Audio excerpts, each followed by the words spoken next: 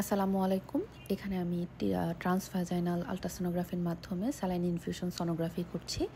যখনই আমরা saline infused করা শুরু করলাম, এখানে এন্ডোমেট্রিয়াম একদম ভিজিবল হয়ে গেল।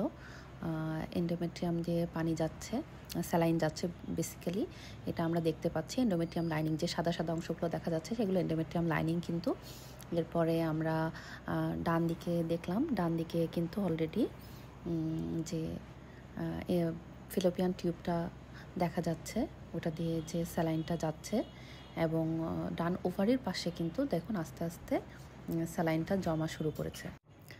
এভাবেই আমরা টিউবাল প্যাটেন্সিটা দেখে থাকি, যে যারা বিশেষ করে ইনফার্টিলিটি ট্রিটমেন্ট নিচ্ছে এবং তাদের কোনো কারণে বারবার ইন্ডাকশানটা ফেল করছে, এভাবে আমরা দেখে থাকি যে তার কোনো ইউটেরাইন প্যাথোলজি আছে বা টিউবালটা প্যাটেন্সিটা ঠিক আছে কিনা, টিউব দুটা ব্লক আছে কিনা।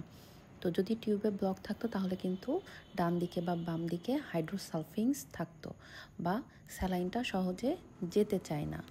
যেহেতু এই রোগীর ক্ষেত্রে দুই দিকে আমরা কোনো দিকে হাইড্রোসালফিংস পাইনি এবং তার কার্ডেসাকে অলরেডি পানি জমা হয়ে গেছে বা স্যালাইন জমা হয়ে গেছে, তো এটার মাধ্যমে আমরা এটা ডিক্লেয়ার করতে পারি যে তার দুই টিউবই প্যাটেন্ট আছে।